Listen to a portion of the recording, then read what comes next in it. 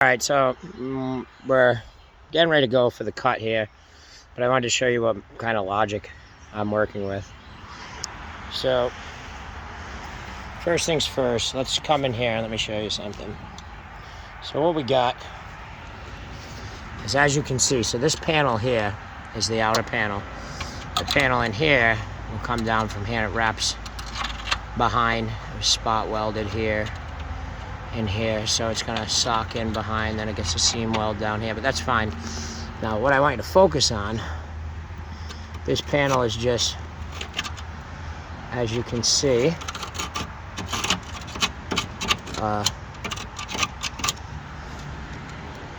comes down and it bends up into a lip and it's welded onto this floorboard. I don't know if this is going to be as bad. The problem that we have is trying to get a solid estimate of how much damage do we actually have versus what's good. And then I also want to be able to investigate in here, which is going to be cutting, vacuuming it out and all that. You can see it was starting to eat away here. You can see it was being hit with something. Now the principle of what I'm trying to say, I could cut this panel away, make the bend, put it up here, and we weld it to the floor. Or I can just cut out a square and then weld it into the outside. And that's where we have to make a decision now on how we want to do it. Do we want to chop this? Come down about where you see here, about to there. Maybe come to a 1/4 inch above the lip, which would be about here. About that height, straight across, meaning getting rid of all this crap. Or do we want to take our chances trying to disconnect this, cutting all this out and trying to get rid of this, then damage assessing the interior side of this? Now, that's where things. So I'm going to ponder on that for a little bit. I think I'm going to end up going with outside, not doing, jumping just a 1/4 inch above the lip, and then trying to do a straight pop back in and weld into the panel instead of replacing the whole panel. Because from the structural inspection, you see that I just did, for the majority of this, it appears to be surface. We definitely got to cut some out, there's no question. We also have to vacuum in here out, paint this again. See how solid this sounds? I think we have some minor fixes in here. And my inspection of the rail, it's not, I'm pretty strong. If that's not popping through, I don't think that there's any reason to overkill this. So I'm gonna get at it and I'll give you an update. All right, so I wanted to give you an update and let you know how we're gonna start this. So we're gonna start here. Actually, a little bit out of order because I've already kind of gone in and done a majority of stuff. So as you can see, I started to just show that I would be able to take my disc and give a transition from metal to paint, which is good. Nice, clean, shiny metal there. But what we're gonna do now is we're gonna take and come down to this line here. And we're gonna make a mark at 8 inches. We'll put a piece of tape there. We'll put a piece of tape here, both at 8 inches. And then we'll run a piece straight across. That way we have a guide stone, and then we'll do the same thing across the width, just so that we can get where we're gonna blend the paint to. It's messy. I painted this, you remember, like 5 times. There's green paint, there's black paint, there's the original paint, there's primer. So we're gonna go here and we're gonna take care of that. All right, I just wanted to, a quick what for of what we got going on. So I'll be back at it in a minute. All right, so we're getting started here today. I'm outside. We're going to take care of the rocker panels here. Remember way back when we did the bumper mount, I showed you that there's some problems in the rockers that we were going to have to take care of. So let me give you a quick look at what. All right, so we're going to get started. We're on the passenger side of the vehicle, as you can see.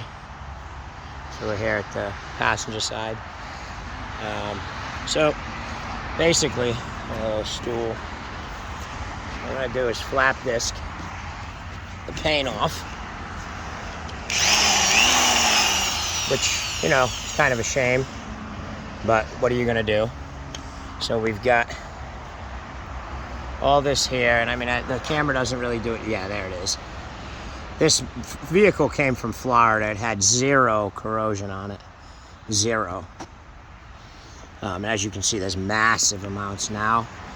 And I mean, some of this was attack, but there was also rug in here. And you know what they say about putting rugs in a van, you don't want to do it. You know, I go wood, it doesn't seep.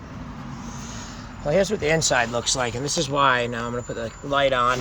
As you can see, I'm going to have to cut this out, and then we'll come in and we'll cut this. I bought some specialized cutting tools.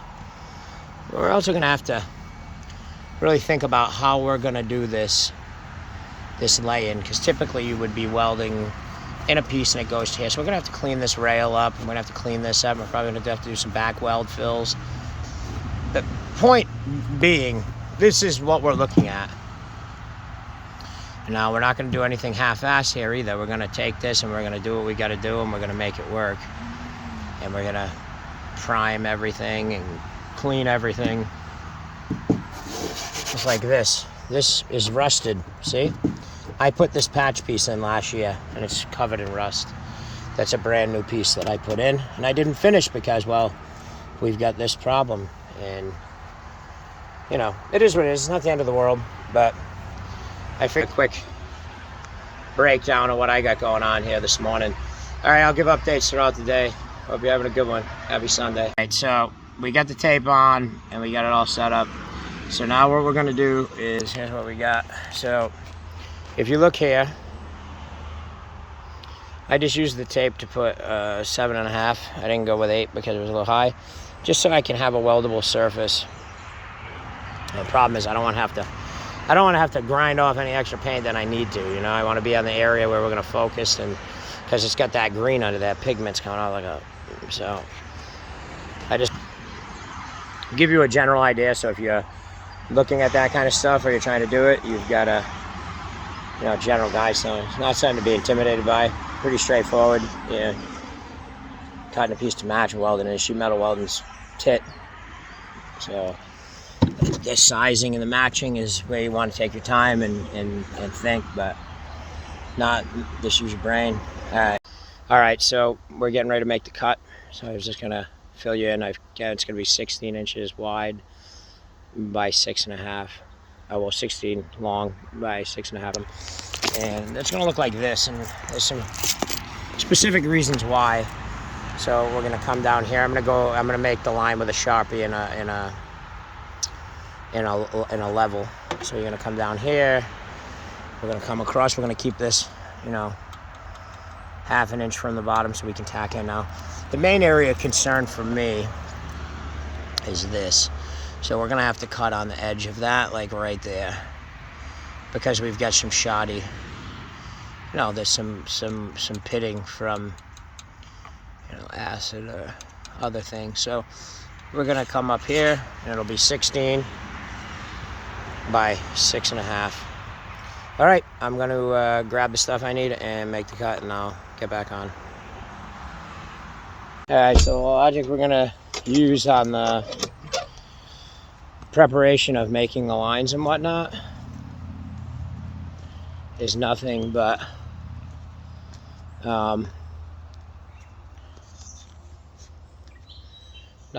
using a ruler and a Sharpie.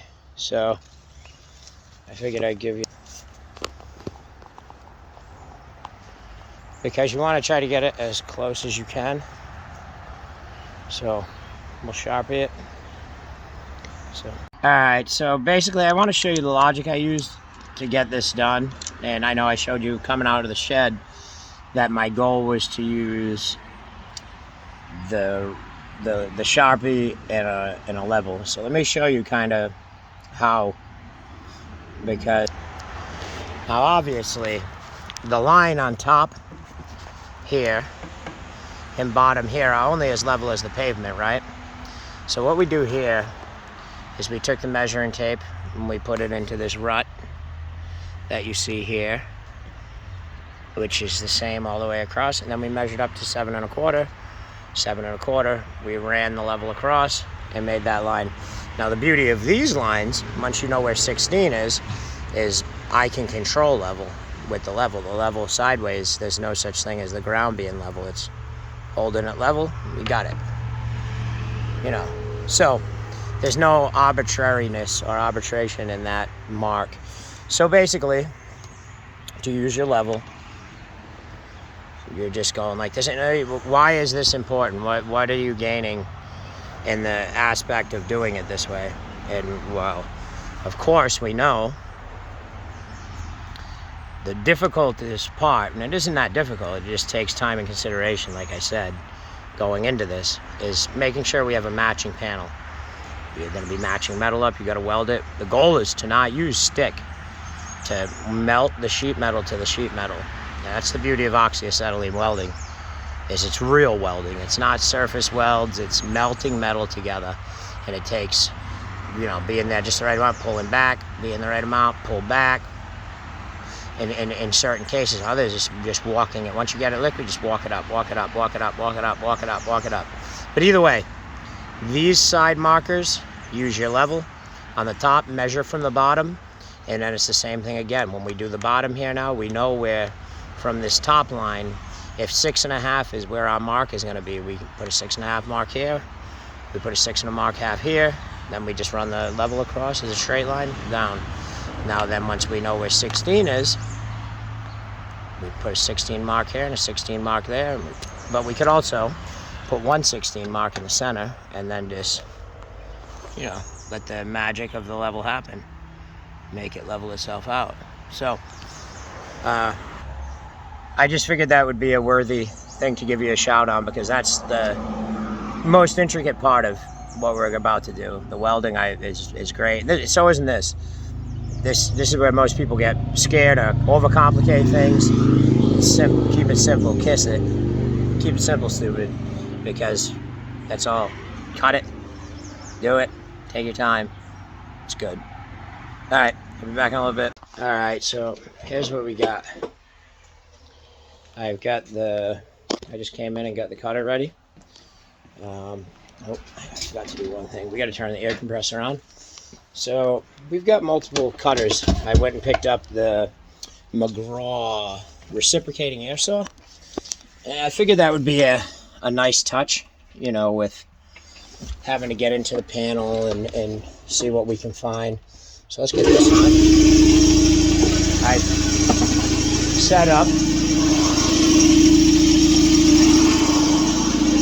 I've set up my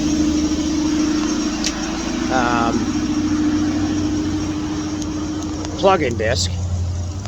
Then I also got this long reach, which uses the air compressor. So we've got options. And then we've also got a brand new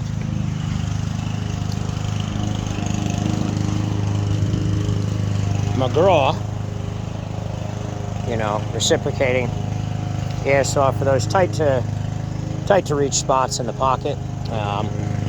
So we're in good shape on that token. We've got, you know, our basic setup. And as far as our panel itself, as I said, we took the level, we took and measured from here up 16, and we did 7 1/4 rather, but we measured from the bottom up and then from the bottom down, or from the top down to the exact dimensions. So now all I'm going to do is just double check my math and make sure that all of my measurements are true, which I did it a couple times already, so I know they are. But measure twice, you know, cut once.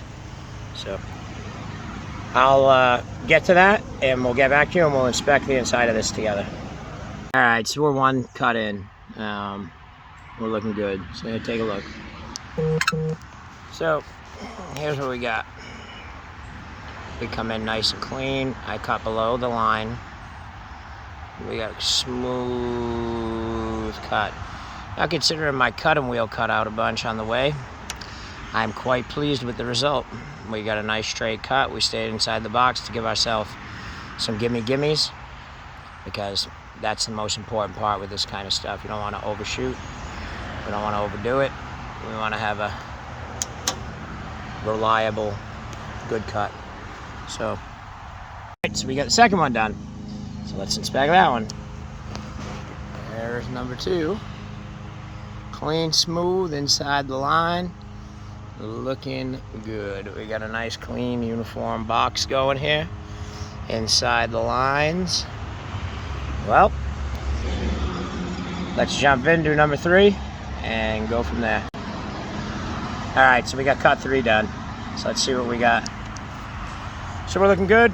Again, perfectly inside the line. Little up jump there, but nothing. That'll work itself right in. We're gonna be welding and grinding. Nothing but a beautiful piece of kit. Really asymmetrical there, looking good. A nice cut. So let's get this last one nicked out, and then we will come back and investigate and inspect the inner cabinet, which is, from what we can see from the end view, it's going to be a rather interesting piece of kit to inspect, especially since, you know, the view for the first time is going to be rather significant. So let's make this last cut and inspect this together and see what we find. All right, so we got a bit of a problem. I caught a little bit more of a bargain than I was looking for here. So I underestimated some things. Let's take a look, and we'll... So here's what happened. We got perfect cuts all the way around, but we came into a panel here.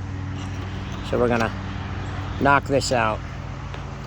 But I wanted to just give an update and show what happened. All right, so I'm gonna bang this off, and then we'll... So considering this is the first episode on the Covers All Coveralls and the transition of our content and format, as we're about to be transitioning into a shop, which means editing, and the teasers for this are going to go on Instagram. So we're putting together a bunch of little cameos in between the stuff we're doing, and we're going to get more hands-on with actual a bit more camera setup. For now, I'm just showing you the finished effect and Logic walkthrough, but we will gradually start to embrace more cameras into the mix. But that said, here's the process behind the can of worms that I stated earlier. So because it's had this piece that it was tapped into, we're basically taking this and just knocking out spot welds. We're almost there, but well worth the note so we know what's going on. All right, check back in a bit, and we will finally inspect the interior of the cabinet. All right, beautiful people. So what we've got is this all opened up finally. We popped it down with the chisel and the ball peen. So let's take a look in and do an inspection. All right, so first thing you're going to notice is we've got some good flawless cuts around the edges here. Not everybody's interested in what's inside, but it's good to note and to take a look at the cuts. And these are some cuts, let me tell you. That is a beautiful cut. I mean, if we didn't have all this shit in here, it would be quite the sight. Same thing at the top. Let's take a look. Other than that little nifty nick there, it's a nice, straight, smooth. It's going to be a great weld-to surface. We've got a nice, clean cut here. I'll tell you. I'll see what this end. That looks good. Now, let's get to the slick stuff. This is gonna have to be replaced. I mean, look at this. Ready? Oh, there you go. Oh, there we go. There we go. Now, we might be able to salvage some of this middle. Nope, there it goes. So, we could thermal coat some of it to rebuild some of the surface, but I don't see it as worth it. This is definitely damaged with acid or something. So, here's what we're looking at. We got pretty strong sides, but they definitely were out of line on this. This is going to require some building up. This is completely inappropriate. This is a Florida vehicle, and it's, I don't know if I had mentioned before, but this vehicle, what makes the White Stripe special, and few might understand or know the story. In 1976, Dodge Motor Company, I don't quote me on the year, it was in the 70s, I believe 1976, did away with the Sprinter van. The same year that they got rid of the Sprinter van and introduced the Ram van, the following year, which would be 77, I guess, they also ceased production on the Hemi engine. So now, take ahead and wind forward, 80s, 90s, into the 2000s. In 2003, Dodge ran their last run of the Dodge Ram van. The last year you could buy a Ram van was 2003, with the plan that they were going to release the now ever more popular Sprinter van. Now, the joke that most people don't understand is that because they nixed the Ram van in 76, well, because they introduced the Ram van in 76 and got rid of the Hemi engine, or it was 77, I suppose, they introduced the Ram van, but because they dropped the Hemi and the Ram van and put Sprinter out, for the last year of the run on the Ram van, they offered it with LA Series 318. So this engine that's in here is iconically the LA Series 318. Now, a lot of people don't realize that. So now Sprinter came back in 04 along with Hemi. And technically Hemi came back in 03. And it was because it was cut with the production cut of the Sprinter van in the replacement, the Sprinter cut of them cutting Sprinter and adding in Ram. So that's a little known fact. I picked this up out of Florida, and it's an 03. The whole point of the restoration was because it was the last year of the model run, which would then reintroduce the now one of the most best-selling, most popular vans around, the Sprinter van. And of course, we've all seen the Challengers, the Chargers, all the beautiful muscle cars that Dodge has brought back with the release and re-releasing of the Hemi engine in the LA series. So, little known fact, figured I'd drop it there. But I'm going to clean this area out and we'll get back at it.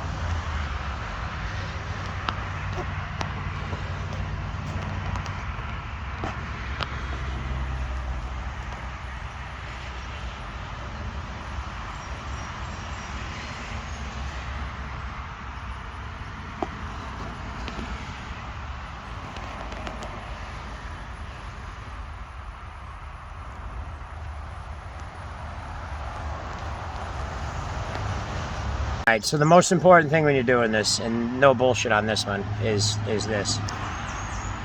So,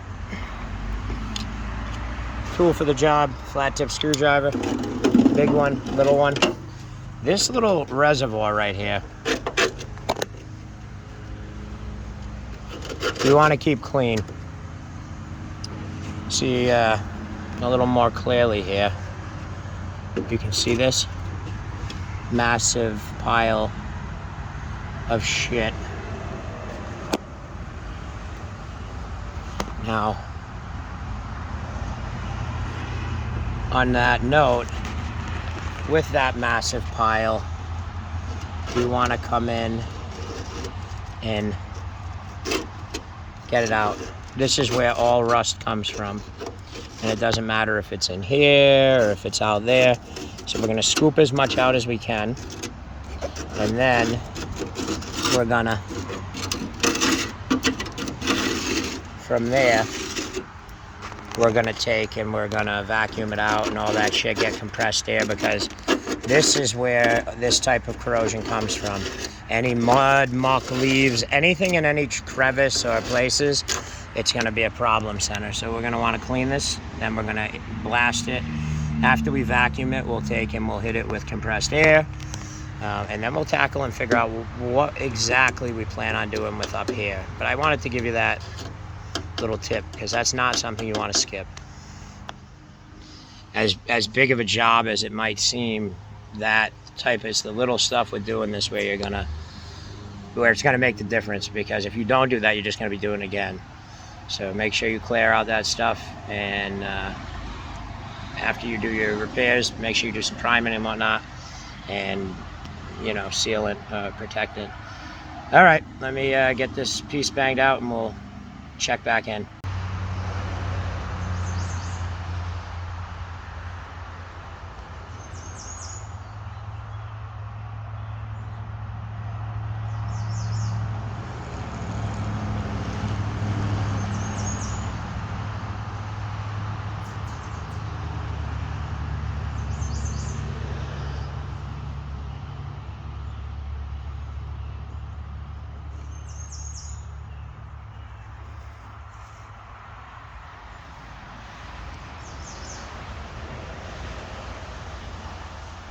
All right, so we got the inside here clean. What we're gonna do now is cut on this edge, and then we'll clean this up, and we'll weld over the top of this. But this is what we're gonna use. We're gonna clean it up and get it back to bare metal. But we're gonna use this line here, and then we'll cut back here the same way, and we'll do the same thing. So I'm gonna take the cutter now and get this done. It's gonna be interesting. We'll start with the electric cutter, get as far as we can, and then we'll switch to the long handle. All right, I'll be back in a minute. All right, so we have got out the big cutter. We've nicked our way in, so let's take a look at what I'm doing. All right, so now that we're in here, let's take a look. So as you can see, I cut along this edge, as I said. I used my big central machinery, or central pneumatic. Harbor Freight, the long handle reach. Gets the job done. I've had to move around the blade guard, but so now what I'm gonna do is I'm gonna come in and just cut this, and then we're gonna get out the die grinders and my grinders, and we're gonna flap this, and we're gonna clean it up, and we're gonna get in here and we're gonna clean this up, and then we're gonna inspect this, and then we're gonna repaint that. So we got a lot of wild stuff coming. I just want to keep giving you some updates as we go. We're going to upgrade the way we do things. This is going to be the first episode, as you're sure to see here coming up. I'm going to edit down the episode completely and then put the content on the Covers All Coveralls. So we'll do a 2 or 3 minute commercial that gets posted to Instagram, social X, Facebook, that we'll put everywhere, driving traffic to the Covers All Coveralls. So I'm glad to see you came over and checked out the full episode on www.thecoversallcoveralls this week. Thanks for joining us, and stay tuned for more.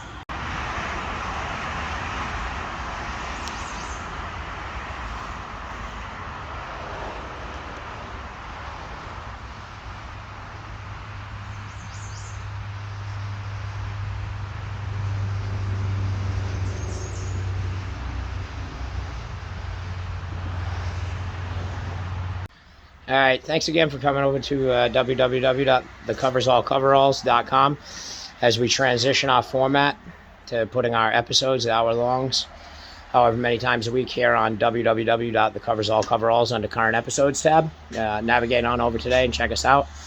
It's a quick, easy link, and you can catch all the latest and greatest happenings going on here and in the life at the Covers All Coveralls. So get on over, check it out today, and I look forward to seeing you. Thanks again, guys. Stay inspired and be the inspiration in your world.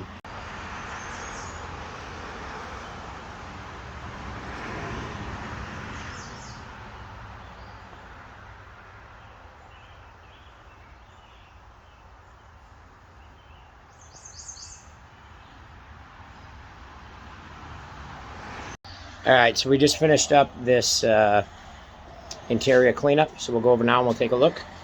And again, thanks for coming over and checking out the transition to the new format over at www.thecoversallcoveralls.com. It's always pleasant seeing you here. So let's get back to. All right, so here's our final product. Now, I haven't cleaned out the interior of the cabinet yet. As you can see, we got a little mess going there. But we have cut here, cut here, cut here. So we know we're gonna weld here to here. We know we're gonna weld here to here, and we know we're gonna weld here to here. So we've got that basic formula down. Let's take a look at it from the elongated view. Again, I put this piece in last year. I welded it in, as you can see. It actually came out perfect. Can't even tell it's a patch. But what we're gonna have to do is we're gonna have to come back in and throw some fill. I'm just gonna grind the fuck out of this and then fill it with rod. I don't know any other way to sort this.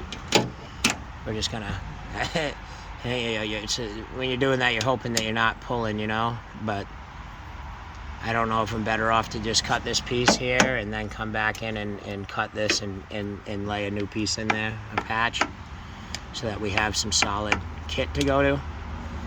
But this is all, you know, it's one of those decisions time. We're gonna do the same thing here. But as you can see, we are looking good. So great progress, you know, two and a half years into a build and about 25 grand. It's always inspiring to see the final major thing coming together. Equals one more repaint, but really good. So I'm gonna get back to it, chip away at this, and we'll have another update in a little bit.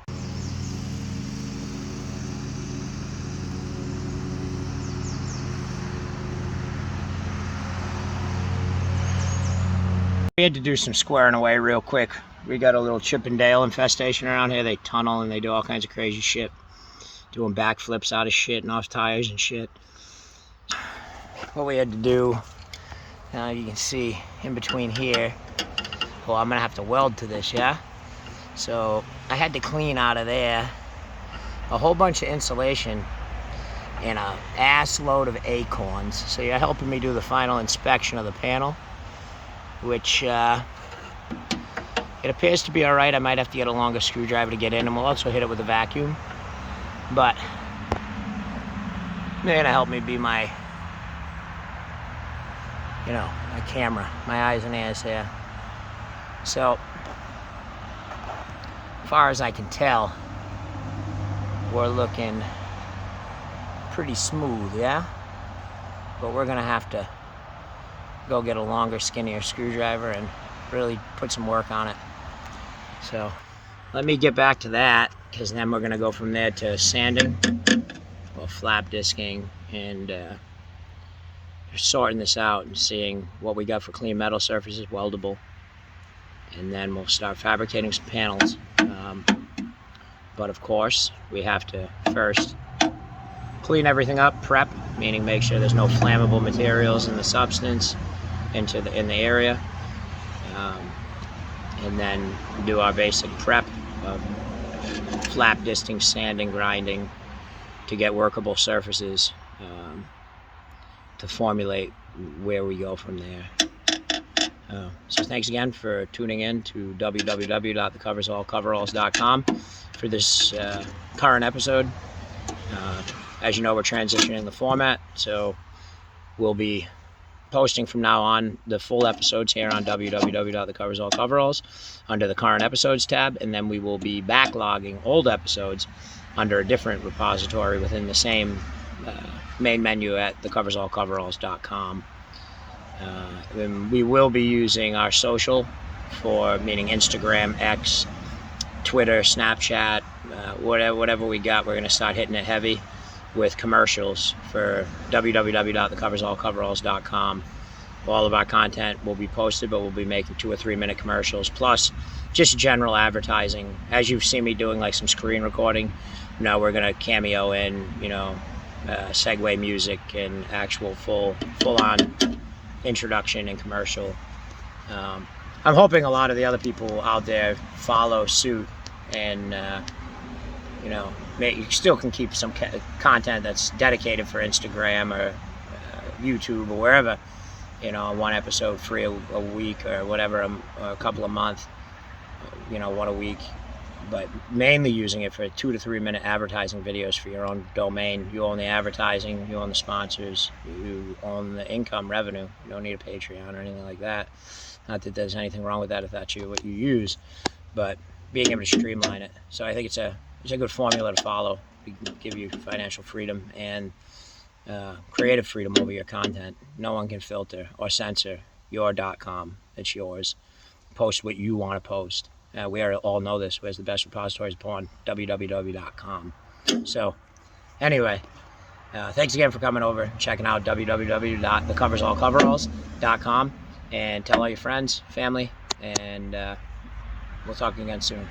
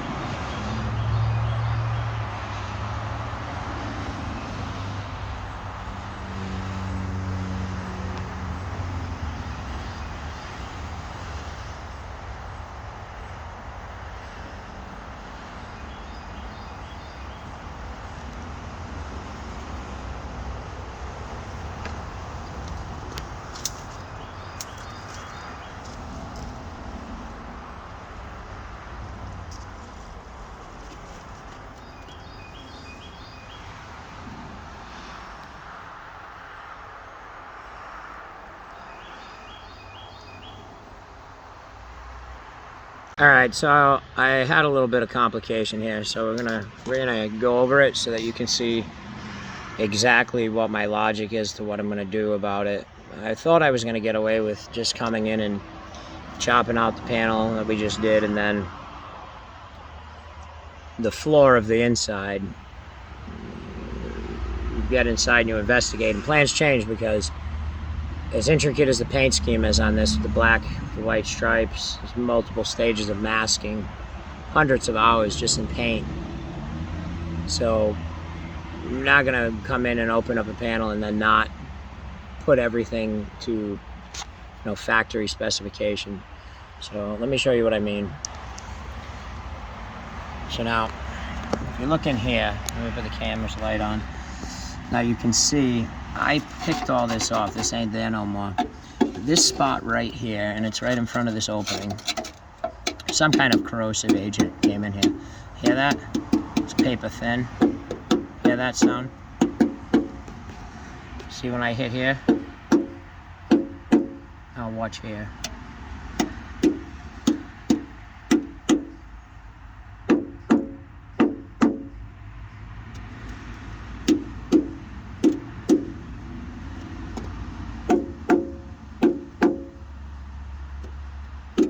See the difference in sound?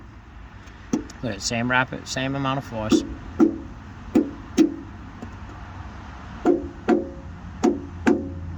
Now, obviously, some kind of corrosive agent was introduced through this hole because it's the weakest point. I mean, the metal is down to nothing.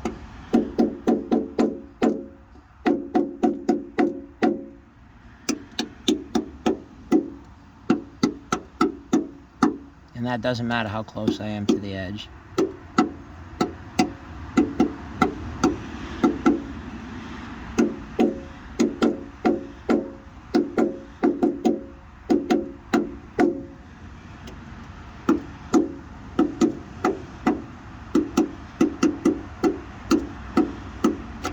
So that's this chunk. This is shot. Now the problem is, as you can see, this corrosive agent was introduced throughout this whole area. Now we're good up here, as you can see. This is up here. This is where you got pretty much solid.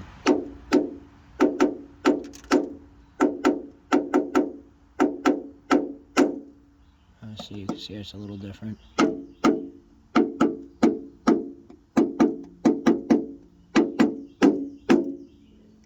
And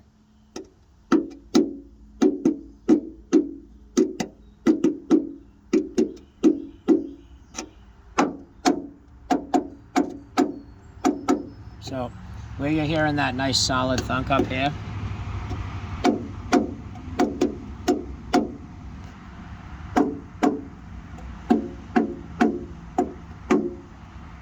we're gonna chop this all out. You can see the mark I made here with the Sharpie.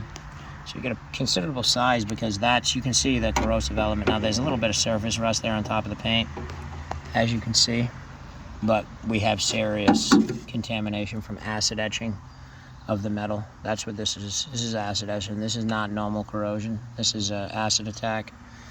Entry point was through the hole here.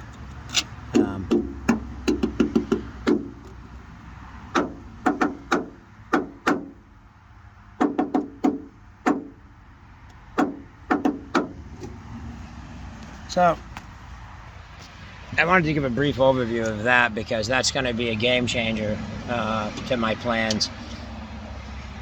But it's a must do. You're not going to open up something like this that has hundreds of hours of masking and painting and then not knock something out. The acid attack was much more extensible than at first glance.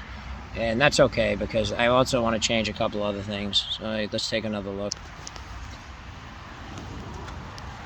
So you can see here, I put this in last year. I'm going to cut this back out. And then I'm going to make one whole piece that comes from here all the way up there. And what I'm going to do, I got a bead roller now. So I'm going to reinforce it with bead. Even though you don't step on that, it's not structural because you have the arch that's going to come down from here. And then you got the outer edge and all that happy crappy. But what I am going to do, and it's going to be done to both, this arch is going to be architecturally pressed as well and bead rolled here. So we're going to match this pattern. You know, 1, 2, 3, 4, roll all the way back. A little more intricate. Going to take some time, but it's doing it right because with this all being refit metal, you're really going to want the strength in that quarter. And not only that, it's going to give a bit of a reinforce if it gets hit there. It takes a lot more to crunch the bead rolled piece. And I think what I'm going to do, because you're not stepping on it, I think the way I'm going to bead roll it is in like a square. I think I'm going to take and just roll a square into the metal as I drop it in, and that way it won't want to bow in. Maybe when the beads come inward, so strengthening it structurally from folding in on itself, which will be an additional, tensile strength added into the compartment on the quarter panel. Which if you're going to do something like this, you'd be a fool not to take the time to give it tensile structural engineering.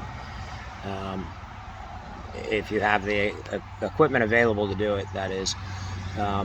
So anyway, that's where we're at. We're gonna get in there and chop that out, and we still gotta do some more cleaning and stuff.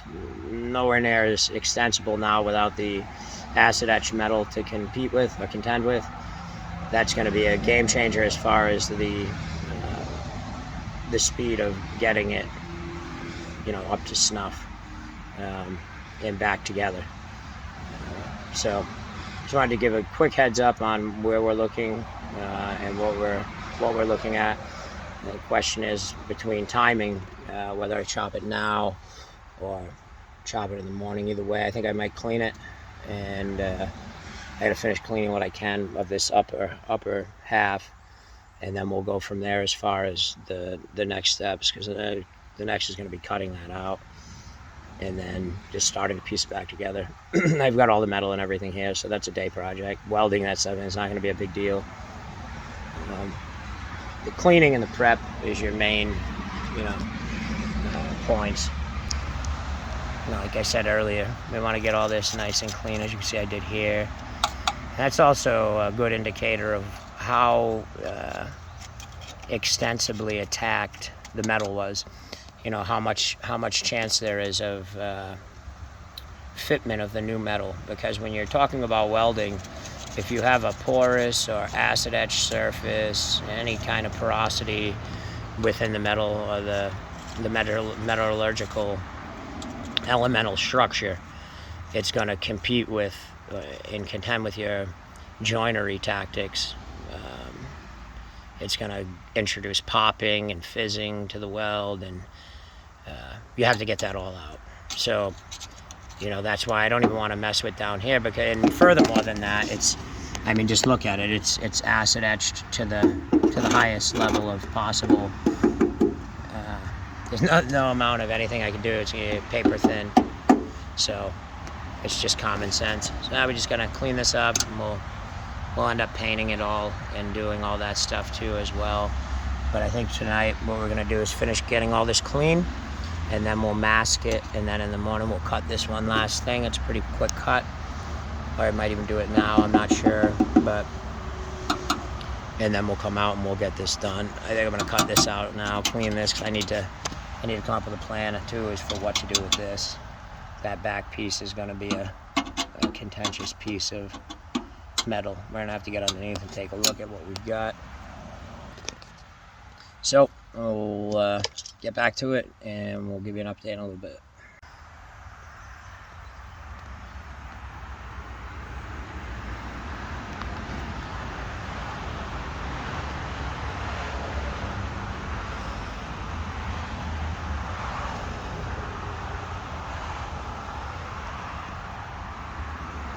All right, so we got one more. So we're actually gonna be doing 1, 2, 3, 4 patches. So we got one more patch that I just identified.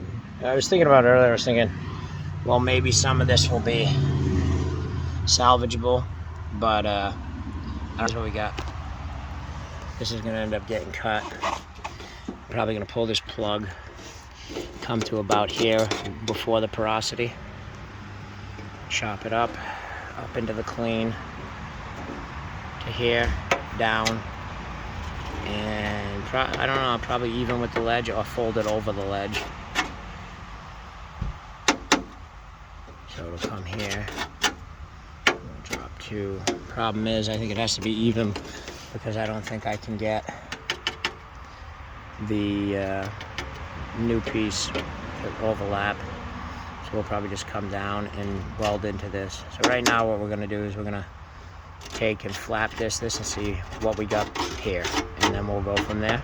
That needs to be cleaned up, so let's do that and we'll check back in.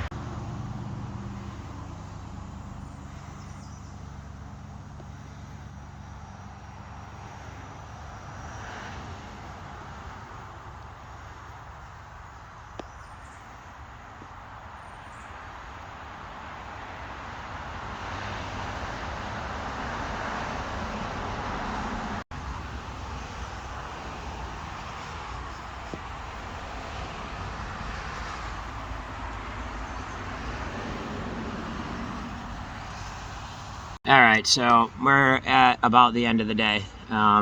We just had some fun, but I got to try out the McGraw reciprocating saw that I highlighted earlier in the video, and it's actually a beast of butter. I typically like to use my cutting wheel. It's clean, it's tidy, I can keep a straight line, which when you're trying to match pieces in, there's not a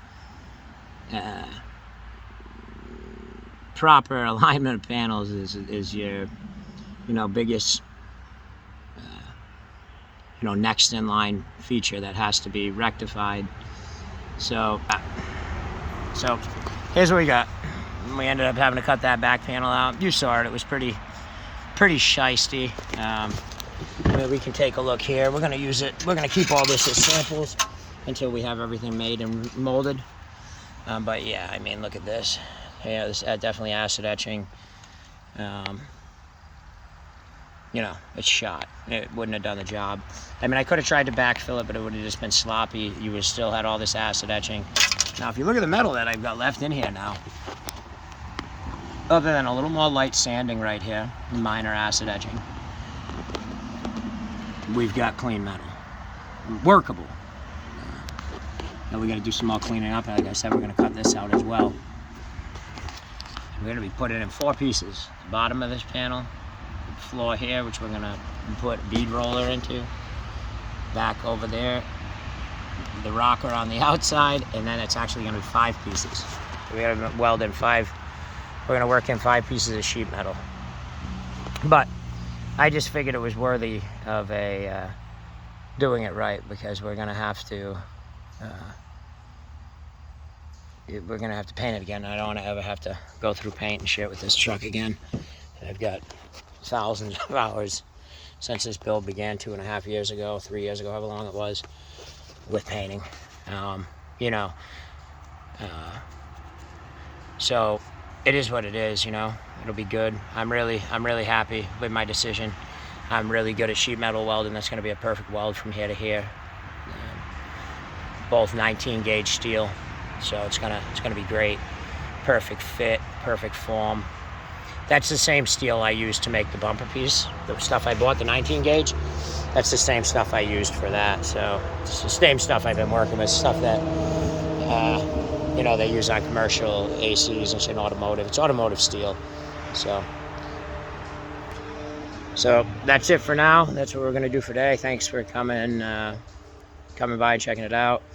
I'm not sure I'm gonna edit this tomorrow or the day after or tonight. So if it is, thanks for coming by to www.coversallcoveralls.com, and thanks for checking out the ads on Instagram, X, Snapchat, Facebook, YouTube, and thanks for the traffic.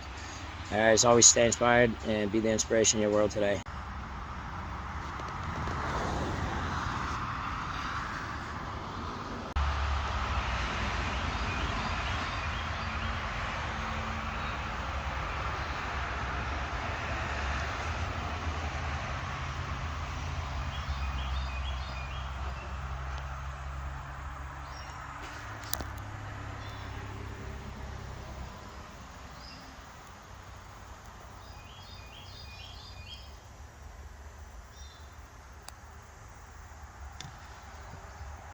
All right, so here's what we got going. We're starting to hit it with the flap disc. As you can see, we've got some clear in here. Now what we're gonna do is we're gonna come in and we're gonna repair it as best we can.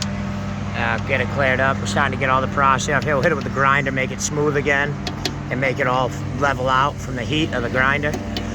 We've gotten to about here. We still gotta do all this. But what we're using right now is a flap disc on the central pneumatic. We're just doing what we can. Then we'll come in with the grinder, we'll break out the Milwaukee, and we'll make this a smooth surface again. But, you know, chipping away at this a piece at a time as best we can. Yeah, we did this here, we started in here. You know, we got some work ahead of us. Cleaning up, prep is the biggest thing here. And that's gonna be the biggest determining factor moving forward. Always remember that, because that's a true thing. You know, getting out all the dirt from in between here and prepping this all down to a clean surface is going to be go a long way to getting this squared away. Then we're going to come in and fill this piece in, the new floor. We're going to fix this back mess here, which might be a cutout. I don't know yet. I'm going to look at what I've got, and then I'm going to decide from there where we're going to go. So, all right, we'll keep you in the loop here. Thanks for coming on over and taking a look.